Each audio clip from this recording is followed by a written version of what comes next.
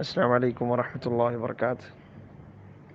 بسم اللہ والصلاة والسلام علی رسول اللہ وبعد۔ قال اللہ تعالی وَإِذَا ضَرَبْتُمْ فِي الْأَرْضِ فَلَيْسَ عَلَيْكُمْ جُنَاحٌ أَن تَقْصُرُوا مِنَ الصَّلَاةِ، جب تم زمین میں سفر کرو تم پر کوئی گناہ نہیں ہے کہ تم نماز کو قصر کر لو۔ نماز قصر جو ہے اس کے متعلق علماء کے بیچ میں شدید قسم کا اختلاف پایا جاتا ہے۔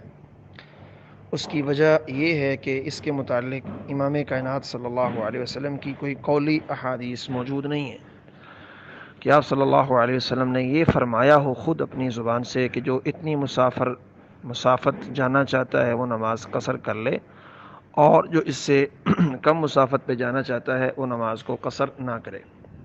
ایسا آپ نے نہیں فرمایا۔ اس لیے شیخ الاسلام ابن تیمیہ رحمۃ اللہ علیہ فرماتے ہیں کہ انسان جس کو عرف عام میں سفر کہا جاتا ہے، مثال کے طور پہ اگر یہاں سے 10 کلومیٹر کسی انسان نے سفر کرنا ہے تو اگر اس کو عرف عام میں یعنی ہمارا معاشرہ، ہمارے لوگ اور ہماری جو ہے وہ قوم، ہمارے ساتھ زندگی بسر کرنے والے، اگر وہ اس کو سفر سمجھتے ہیں تو یہ سفر ہے، اور اگر وہ اس کو سفر نہیں سمجھتے ہیں تو یہ سفر نہیں ہے، لہذا وہ نماز قصر نہ کرے۔ یہ شیخ الاسلام ابن تیمیہ علیہ الرحمہ کا موقف ہے۔ تو بہرحال اس اختلاف کی شدت کی وجہ یہی ہے کہ اس میں نبی علیہ السلام سے کوئی واضح قولی حدیث موجود نہیں ہے کہ آپ نے ایسے فرمایا ہو۔ اس لیے بعض علماء نے یہ کہہ دیا ہے کہ 48 میل سفر کرنا ہو کسی نے تو وہ نماز کو قصر کرے، کسی سے 75-76 میل کے بھی اقوال مروی ہیں۔ البتہ صحیح مسلم میں ایک روایت ہے کہ نبی علیہ السلام خود، راوی کہتے ہیں کہ جب آپ صلی اللہ علیہ وسلم 3 میل یا 3 فرسخ کا سفر کرتے تو نماز قصر کرتے۔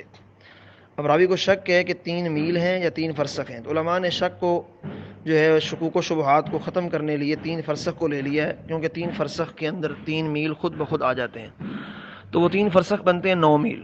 9 میل کو آپ کلومیٹر میں کنورٹ کریں، جو نبی علیہ السلام کے زمانے کا کلومیٹر تھا، ہاشمی کلومیٹر، ہمارے پاک و ہند کا نہیں، تو وہ تقریباً 2.25 کلومیٹر کے برابر ہے۔ وہ 1 میل ہو تو ہمارے 2.25 کلومیٹر بنتے ہیں۔ اس حساب سے کسی انسان نے 21 کلومیٹر اگر سفر کرنا ہو تو وہ نماز کو قصر کر سکتا ہے۔ یہ حدیث کا مفہوم ہے کہ نبی علیہ السلام جب اتنا سفر کا ارادہ کرتے تھے تو نماز کو قصر کرتے تھے۔ تو زیادہ علماء نے اسی موقف کو ہی اختیار کیا ہے۔ وہ کہتے ہیں چلو آپ کی قولی حدیث تو موجود نہیں ہے لیکن آپ کا عمل تو موجود ہے نا۔ اسی طرح ہی سفر کے متعلق یہ بات بھی ذہن میں رہے کہ سفر کے متعلق اس بات میں بھی شدید اختلاف ہے، اگر کسی انسان نے ایک جگہ پہ قیام کرنا ہے تو وہ کتنے دن تک نماز کو قصر کر سکتا ہے۔ کسی کا کچھ قول ہے، کسی کا کچھ قول ہے، کسی کا کوئی قول ہے۔ تو اس بارے میں بھی صحیح روایات موجود نہیں ہیں، نبی علیہ السلام کی قولی تعلیمات نہیں ہیں کہ آپ صلی اللہ علیہ وسلم نے فرمایا ہو کہ جو اتنا سفر کرنا چاہتا ہے، وہ جو ہے اتنے دن رہنا چاہتا ہے، وہ جو ہے نماز کو قصر کر لے، اور جو اتنا دن نہیں رہنا چاہتا وہ نماز کو قصر نہ کرے۔ تو ایسی کوئی روایت جو ہے نبی علیہ السلام کی موجود نہیں ہے۔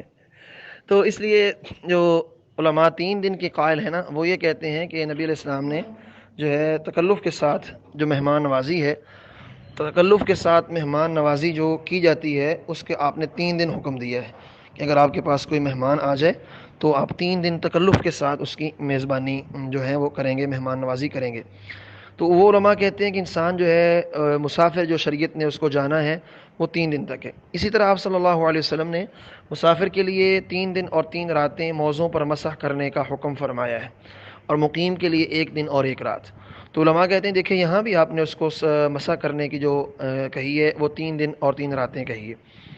اسی طرح نبی علیہ السلام کا فرمان ہے کوئی بھی عورت 3 دن اور جو اللہ اور آخرت پہ ایمان رکھتی ہے وہ 3 دن اور 3 راتوں کا سفر نہ کرے اس حال میں کہ اس کے پاس محرم نہ ہو۔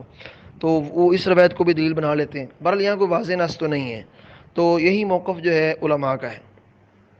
اسی طرح جو علماء کہتے ہیں کہ 21 دن، وہ صحیح بخاری کی روایت کو پیش کرتے ہیں کہ عبداللہ بن عباس فرماتے ہیں نبی علیہ السلام مکے میں 19 دن یا 21 دن رہے اور آپ نماز کو قصر کرتے رہے۔ جو پہلے گروہ کے علماء ہیں وہ کہتے ہیں کہ نبی علیہ السلام مکے کے اندر تو صرف رہے 7 کے 8 دن، اور وہ بھی آپ قصر اس لیے کرتے رہے کہ آپ کو پتہ نہیں تھا کہ میں نے یہاں پہ اتنے دن رہنا ہے۔ کیونکہ جو انسان جاتا ہے نا سفر پہ، اس کو اگر علم نہیں ہے کہ میں نے یہاں پہ اتنے دن رہنا ہے تو وہ پوری زندگی بھی قصر کرتا رہے تو اس پر کوئی گناہ نہیں ہے، کوئی حرج نہیں ہے۔ تو وہ کہتے ہیں نبی علیہ السلام کو کنفرم نہیں تھا کہ میں یہاں کتنے دن ٹھہروں گا، اس لیے 8 دن آپ نے قصر کی، اور باقی جو 19 دن بیچ میں شامل کیے گئے نا، وہ ساتھ جو آپ طائف میں گئے ہیں، حنین میں گئے ہیں، وہ سارے شامل کر کے جو ہے وہ 19 دن حنین کے ساتھ شامل کر کے 19 بنتے ہیں۔ تو دونوں رائے میں نے آپ کے سامنے رکھ دی ہے۔ تو زیادہ علماء کا جو موقف ہے وہ 3 دن کا ہی جو ہے وہ موجود ہے میرے خیال کے مطابق۔ تو میرا بھی پہلے موقف 19 دن کا ہی تھا، لیکن اب میں نے اس موقف سے رجوع کر لیا ہے، میرا موقف جو ہے وہ 3 دن والا ہی ہے، آنے اور جانے کا دن نکال کے۔ اگر کسی انسان نے 3 دن رہنا ہے تو وہ جاتے سر ہی نماز کو پوری کرے گا۔ السلام علیکم ورحمۃ اللہ وبرکاتہ۔